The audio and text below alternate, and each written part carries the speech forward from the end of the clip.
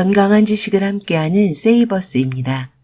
오늘 읽어드릴 책은 사람이 병에 걸리는 단 2가지 원인, 아보도우르가 쓰고 중앙생활사에서 편했습니다. 부제는 저체온 저산소입니다. 인간은 왜 병에 걸릴까요?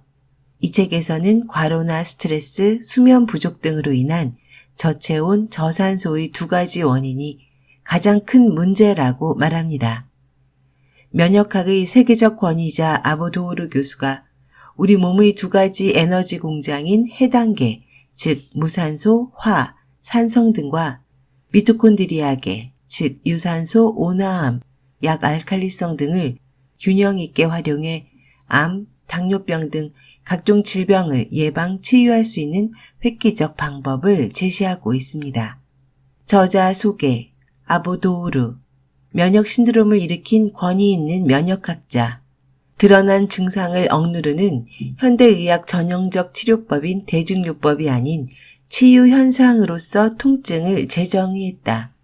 1996년 스트레스가 몸의 이상을 초래하는 메커니즘인 백혈구 자율신경 지배구조를 최초로 해명하며 의학계의 주목을 받았고 2000년대 초반 일본과 한국의 면역 열풍을 주도했다. 국제저널에 200건 이상의 논문을 게재한 명망 있는 의학자로서 세계 곳곳에서 강연 활동을 펼쳤다. 이제 책의 본문을 발췌해서 읽어드리겠습니다. 병은 나쁜 것인가? 암의 원인은 저산소, 저체온이 지속되는 데에 있다고 이야기해도 바로 직감적으로 의미가 와닿는 사람은 적을 것이다. 나는 암은 일상생활에서 과로나 정신적인 스트레스 때문에 일어난다고 이야기하였다. 이러한 상황에 빠졌을 때의 자기 자신을 떠올려보라. 예를 들면 과로와 수면 부족이 겹치면 안색이 나빠지고 점점 볼이 홀쭉해진다. 그렇게 되면 자연히 체온도 떨어지고 산소 결핍 상태가 되기도 한다. 걱정거리가 많아 정신적인 스트레스가 쌓여도 혈류가 나빠지거나 얼굴이 파래지고 호흡이 얕아지게 된다. 이것이 내가 말하는 저산소 저체온 상태이다.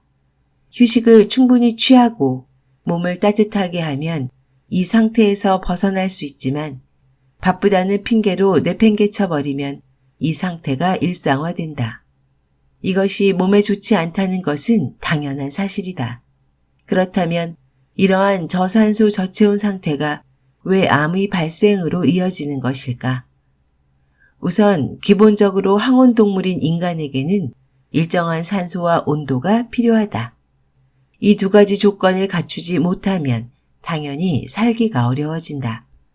그 결과는 안색이 나빠지는 형태로 나타나는데 몸은 이러한 상태로부터 벗어나려면 여기에 적응할 수 있는 세포를 새롭게 만들어낸다.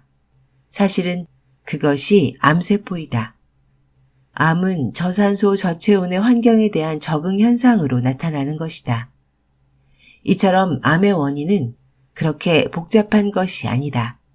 암은 자신의 몸에 나쁜 존재가 아니라 생활하기 어려운 상황에 적응하기 위한 몸의 지혜 그 자체이다.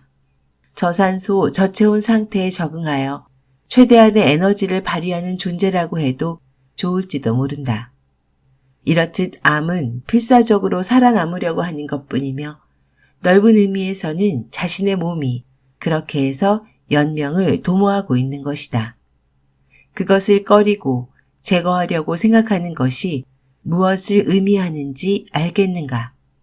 암은 적응 현상이지 몸이 잘못되어서 생기는 것은 아니다.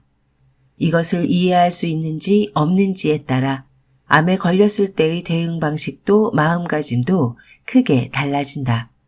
암을 죽음에 이르는 병으로 파악하여 두려워하는 마음가짐도 반드시 바꾸어야 한다. 암에만 한정되는 것은 아니다. 현대의학이 빠져있는 병은 나쁜 것이다 라는 발상 그 자체에 큰 의문점을 가져야 한다.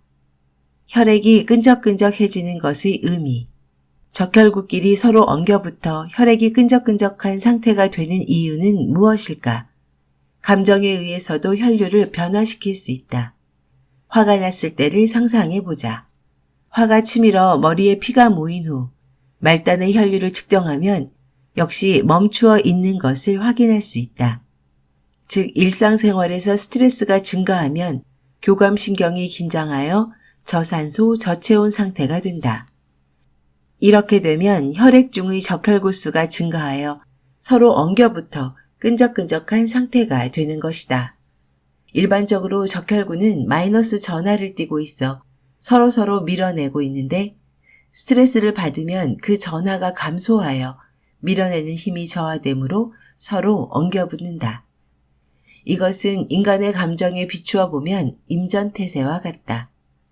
생물은 외적에 대항할 때 상대에게 당하지 않기 위해 확실한 임전태세를 만들고 흥분 상태를 높여야 한다. 몸을 저산소, 저체온 상태로 만들어 해당계 에너지를 이끌어내고 아드레날린을 분비하여 혈당이나 혈압을 높여야 한다. 전투이므로 출혈을 피할 수 없다. 상처를 입어 과다 출혈하면 백전백패이다. 따라서 적혈구의 수를 증가시켜 혈류를 멈추게 하고 끈적끈적하게 만드는 것이다. 또한 외상에 의한 세균 감염에 대비하기 위해 방어부대인 백혈구의 수도 증가시킨다. 이와 같이 혈액이 끈적끈적해지는 것의 출발점은 몸의 지혜를 총동원하여 살아남기 위한 전략을 세우는 것이다.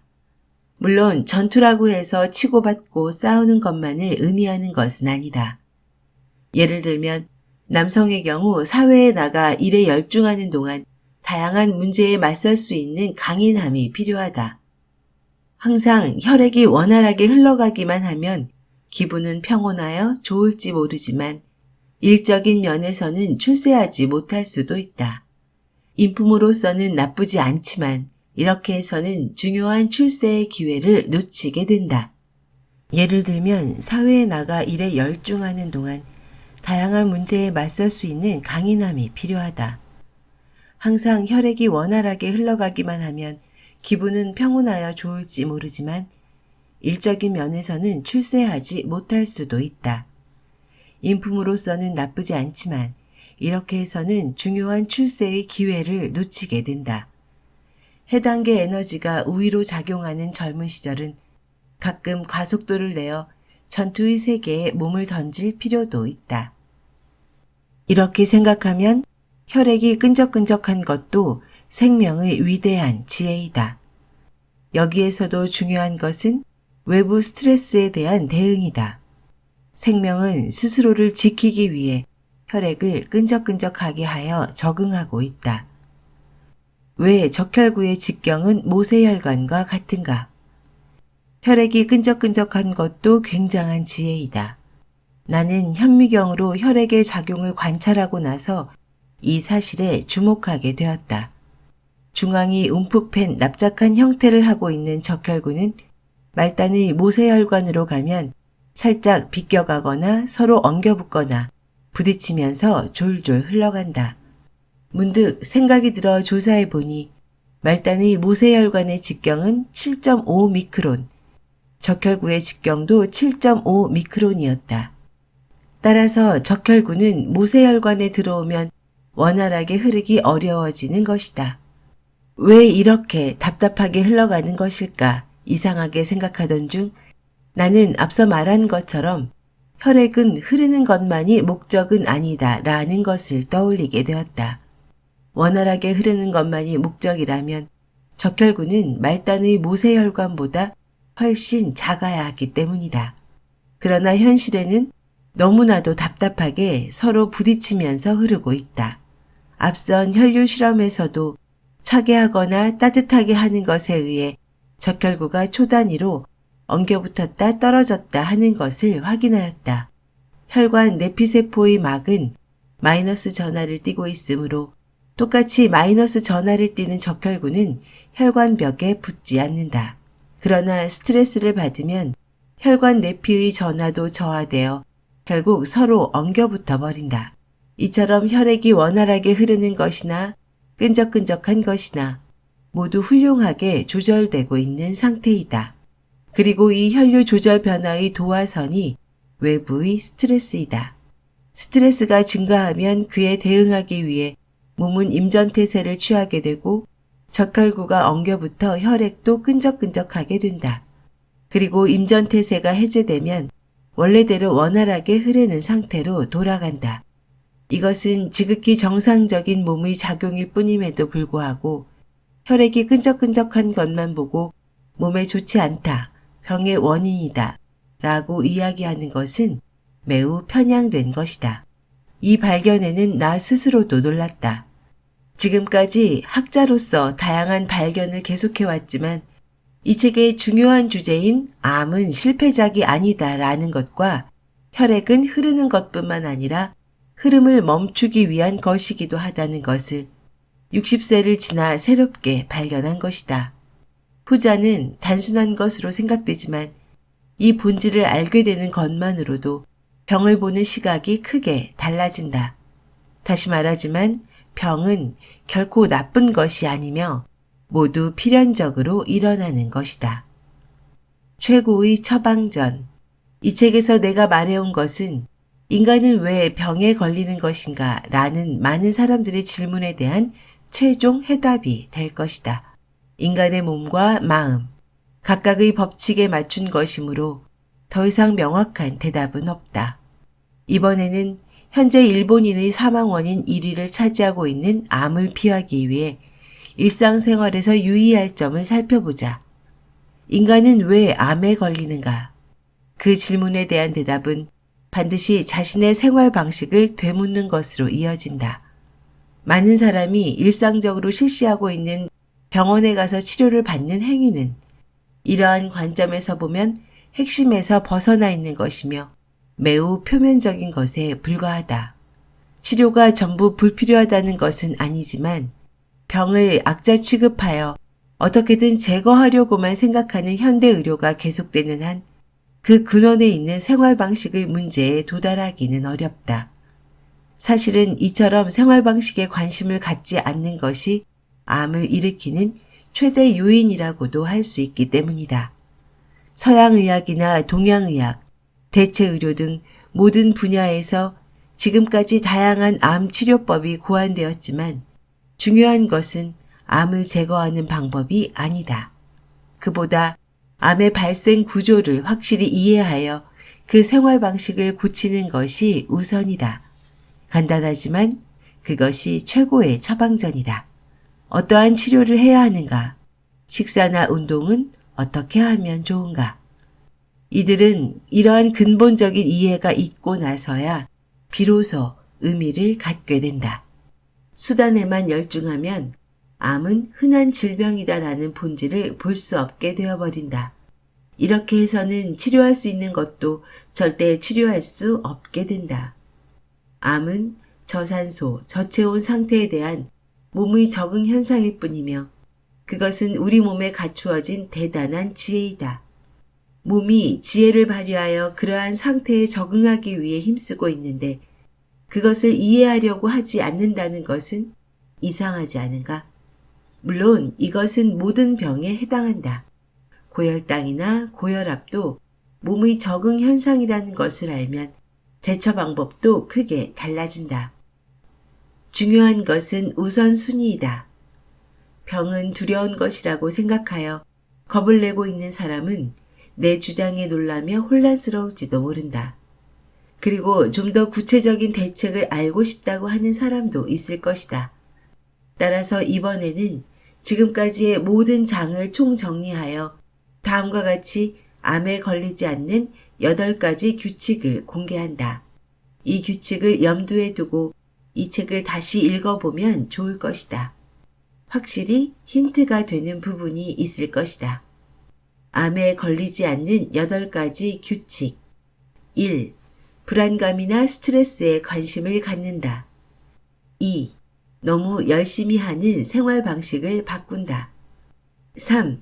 기분 전환 및 휴식의 방법을 발견한다. 4. 몸을 차게 하지 않도록 연구한다. 5. 폭식은 하지 말고 몸에 좋은 식사를 한다. 6. 유산소 운동을 생활에 도입한다. 7. 웃음이나 감사의 마음을 중요하게 여긴다. 8. 보람, 재미, 목표를 찾는다. 병에 걸리는 원인은 저산소, 저체온이라는 단 두 가지 원인에 의해서다. 저산소, 저체온에서 탈출하는 방향으로 생활 방식을 바꾸면 암도 치유된다. 즉, 필요에 의해 그것이 생기는 것이다. 이 깊은 깨달음을 얻게 되면 우리는 진정한 균형 감각을 얻을 수 있게 된다. 살아가는 것의 대단함 또는 플러스와 마이너스, 음과 양으로 성립되고 있는 이 세상의 본질을 피부로 느끼게 될 것이다. 지금까지 아보도르의 사람이 병에 걸리는 단 두 가지 원인을 요약 발췌해서 읽어드렸습니다. 아보도르는 우리나라에서 면역혁명이라는 개념으로 유명한 의사입니다. 그는 암과 같은 질병을 일으키는 가장 큰 원인을 스트레스에서 찾고 있습니다. 암을 미쳐버린 세포라고 말하곤 합니다. 암이 미치는 것은 충분한 산소와 영양분이 공급되지 않기 때문입니다. 기본적인 생존권이 보장되지 않는 환경에서는 누구나 반사회적인 인물이 되기 쉽습니다. 세포도 마찬가지입니다. 세포가 생존의 위협을 받는 상황에서 암이 발생하는 겁니다. 세포는 우리를 위해 모든 것을 헌신하고 있습니다. 우리의 잘못된 습관이 세포를 반사회적 인물로 만들며 결국 세포의 반란을 불러일으킵니다. 저자가 이야기하는 8가지 규칙을 통해 세포를 행복하게 만드시기 바랍니다. 그러면 세포는 우리를 위해 헌신할 겁니다. 지금까지 건강한 지식을 함께하는 세이버스였습니다. 여러분의 건강한 삶을 응원합니다. 감사합니다.